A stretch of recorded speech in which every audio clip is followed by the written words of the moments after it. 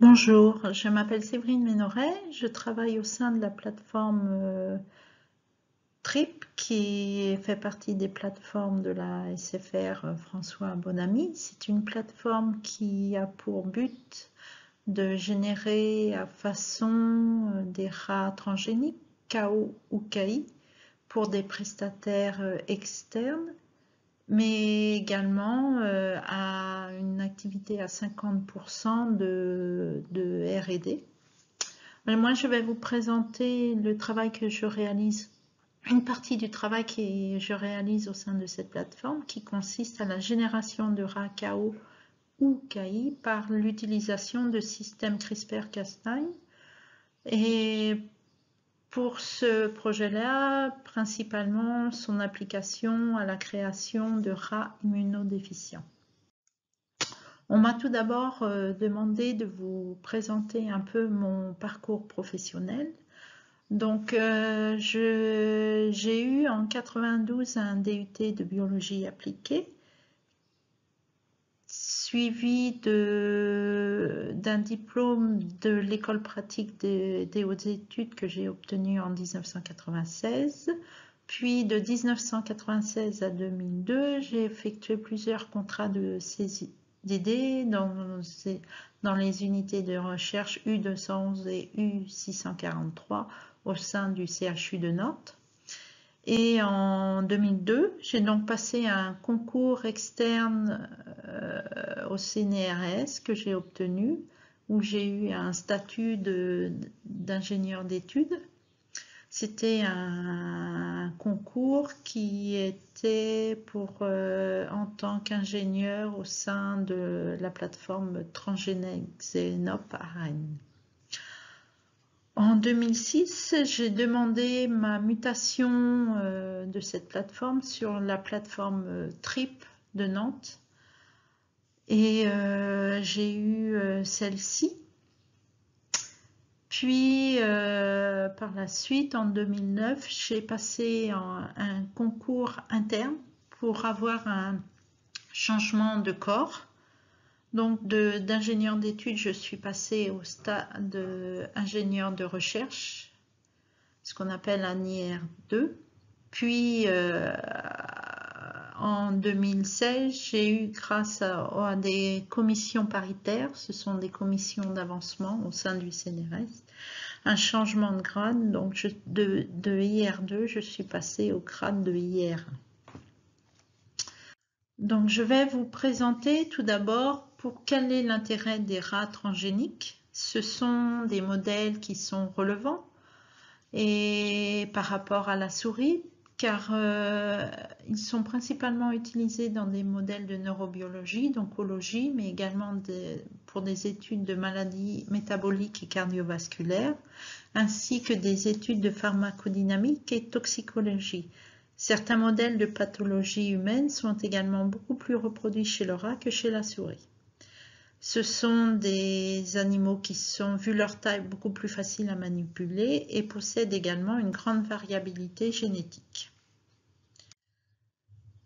Je vais vous présenter rapidement les outils qui sont utilisés actuellement dans toutes les plateformes de transgénèse et qui visent à effectuer des animaux qui sont knock-out ou knocking. Donc pour cela, la grande majorité des process avant étaient faits en utilisant uniquement chez la souris des cellules ES, mais en 2002 est apparu ce qu'on appelle des nucléases à façon. Les premières à être apparues, ce sont les zinc finger nucléases. Ces technologies sont beaucoup plus faciles à mettre en œuvre et beaucoup plus rapides que ce qui peut être réalisé à l'aide de cellules ES. Tout d'abord sont apparus les zinc finger nucléases, il y a eu les méganucléases, les TAL nucléases et maintenant vous avez certainement entendu parler de ces nouvelles technologies. Il existe les systèmes CRISPR-Cas9 qui ont pris par rapport à toutes les autres nucléases à façon un très fort monopole d'utilisation. dû principalement à leur simplicité de génération et d'utilisation. Mais leur technique de fonctionnement reste identique, quelles que soient ces nucléases. Tout d'abord, ces nucléases reconnaissent une séquence d'ADN cible qui code pour un exon particulier dans un gène, et à ce moment-là, elle se lie à l'ADN et entraîne une coupure de l'ADN double brin et s'effectue alors des processus naturels de réparation de l'ADN, soit des phénomènes de non-homologous enjoining, c'est-à-dire des phénomènes de réparation imparfaite, qui peuvent entraîner une extinction du gène ciblé, c'est ce qu'on appelle le chaos, ou alors des systèmes d'homologie direct repair, et lorsque l'on introduit une séquence oligodonneuse, il peut s'effectuer des réparations précises, et donc l'intégration dans le gène ciblé est ce qu'on appelle le knocking. Mais une autre partie de cette fonction, c'est lorsqu'on donne un ADN donneur beaucoup plus grand, il se fait là également des process d'homologous recombination, et là encore des phénomènes de knocking ont lieu.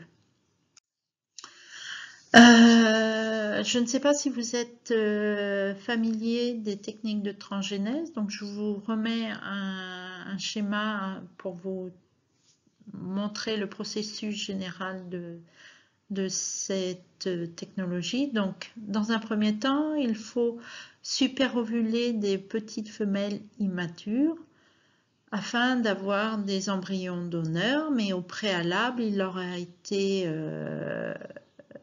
designé les CRISPR que vous voulez utiliser afin d'effectuer le chaos précis dans le gène souhaité, et on demande d'effectuer ce test in cellula. Deux possibilités s'offrent à vous concernant les techniques de micro-injection. Soit vous pouvez effectuer la micro-injection classique, c'est-à-dire comme vous voyez sur la gauche de cette image, en utilisant des pipettes de micro-injection, ou soit une technique beaucoup plus rapide et beaucoup plus innovante, ce sont des techniques d'électroporation d'embryons. Une fois cela effectué, vous récupérez tous les embryons qui sont viables, puis vous les retransférez dans une femelle qu'on appelle une femelle pseudo-gestante. C'est une femelle qui se trouve être cyclée et accouplée la veille avec des mâles vasectomisés. Donc une fois ça fait, on effectue le transfert et on attend 21 jours de la naissance des petits, puis environ entre 10 et 15 jours pour pouvoir effectuer le génotypage des animaux, et à partir de ce moment-là, vous pouvez effectuer des analyses de PCR et d'électrophorèse capillaire qui vous donnera la séquence des animaux mutés ou non, et on peut envoyer les animaux mutés à nos différents clients qui, eux, effectuent toutes les techniques de phénotypage par la suite. Donc, moi, je vais vous présenter un des projets qui est au sein de la plateforme TRIP et qui vise à la création d'une plateforme de rats immunodéficients pouvant servir à des expérimentations d'humanisation. Donc, pourquoi des modèles de rongeurs immunodéficients? Tout d'abord, ça permet d'effectuer des analyses in vivo des propriétés de molécules potentiellement immunogènes. On peut également avoir la possibilité de les humaniser et de générer des modèles de maladies humaines. On peut les utiliser pour effectuer des modèles impossibles à effectuer chez l'homme, type que des infections ou des tumeurs. Ce sont des modèles qui sont relativement peu coûteux et simples par rapport à des modèles comme le primate. Et on peut avoir la possibilité d'effectuer plusieurs mutations génétiques. De nombreux modèles sont disponibles chez la souris, tout ce qui est modèle de souris NSG, mais pourquoi on envisage de passer de la souris au rat? Tout d'abord, la taille du rat qui permet des prélèvements de sang en série en beaucoup plus grand volume que ce qui est fait chez la souris. Une facilité pour les interventions chirurgicales. On a également une facilité liée à l'administration de molécules dans des zones anatomiques spécifiques. Mais un point aussi également, c'est que le complément de souris est significativement moins actif que le complément humain. Il a été démontré dans des études antérieures que le rat a un complément beaucoup plus actif que celui de la souris. Donc le rat est beaucoup plus adapté pour l'analyse d'anticorps déplétants par activation du complément. Donc ce projet est un projet de longue haleine. On a commencé à faire celui-ci en 2010 à peu près par la génération de RAG1-KO à l'aide de méganucléases. Et on a pu voir que chez ces animaux-là, on avait une diminution des lymphocytes T et B.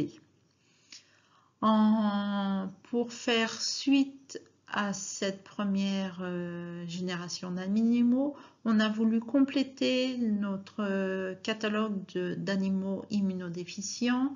Pour cela, on a généré des rats qui sont IL2R gamma KO, donc qui n'ont pas de T, de B ni de NK.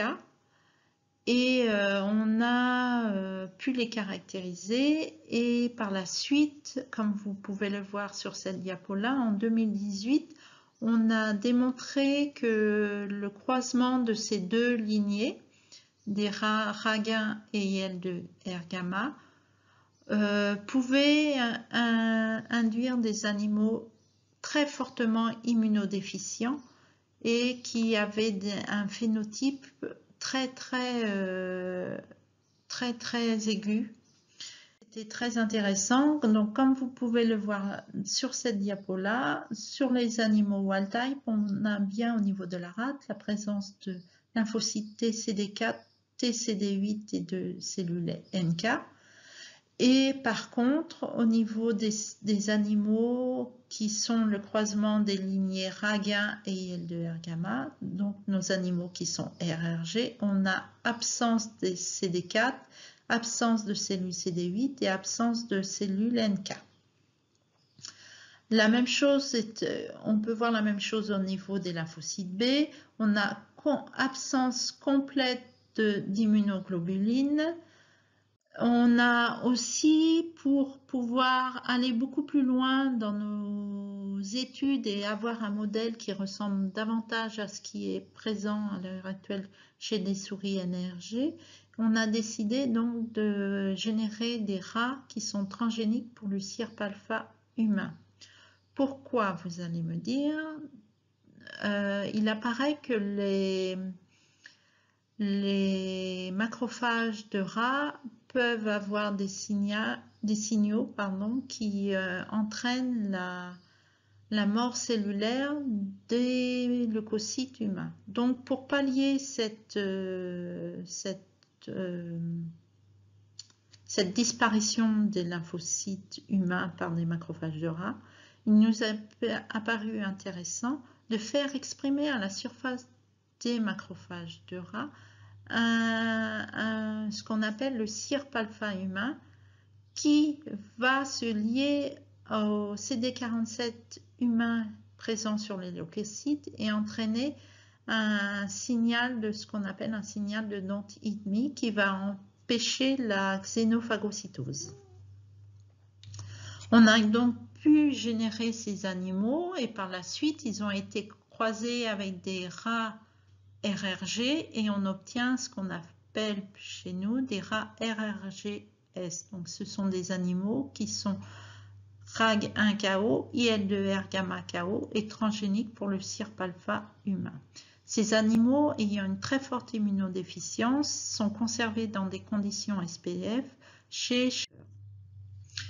On a pu démontrer que ces animaux étaient potentiellement très intéressants car on les a utilisés dans des modèles de GVHD en injectant une forte dose de PBMC humain, et on a pu voir que à partir de 7 jours après l'injection de ces cellules, l'apparition de cellules CD45 humaines avait lieu, et celle-ci augmentait au cours du temps jusqu'à avoir la mort des animaux ou ainsi que de très forts signes cliniques de GVHD.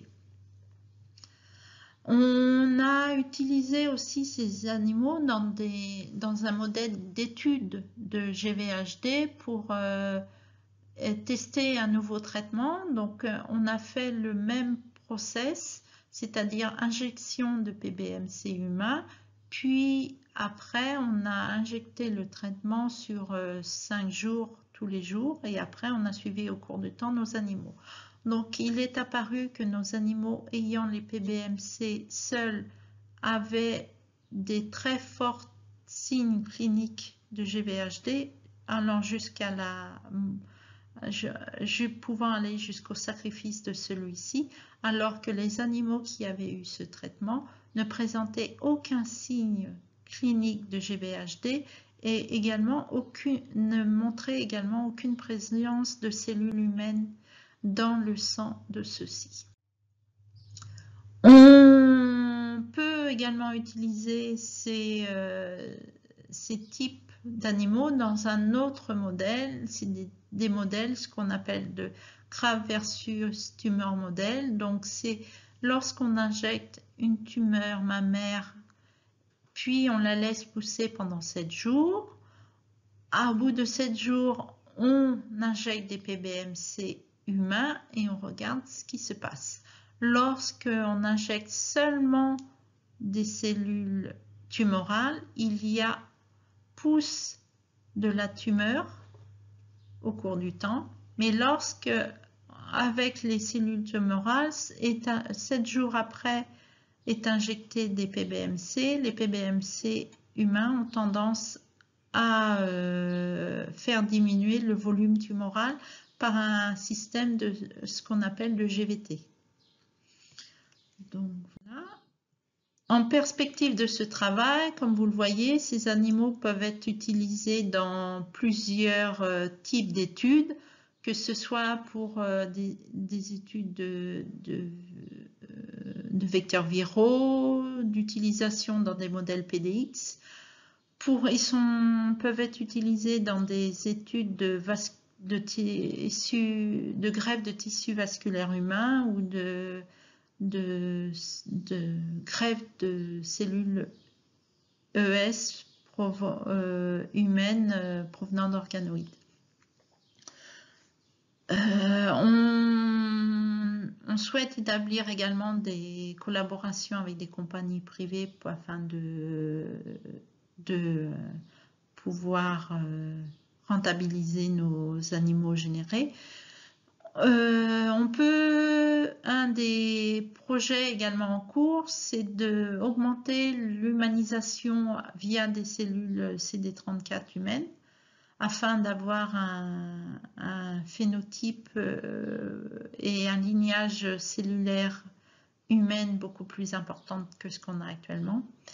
Et un autre point intéressant de ce projet, c'est d'augmenter l'humanisation via les hépatocytes.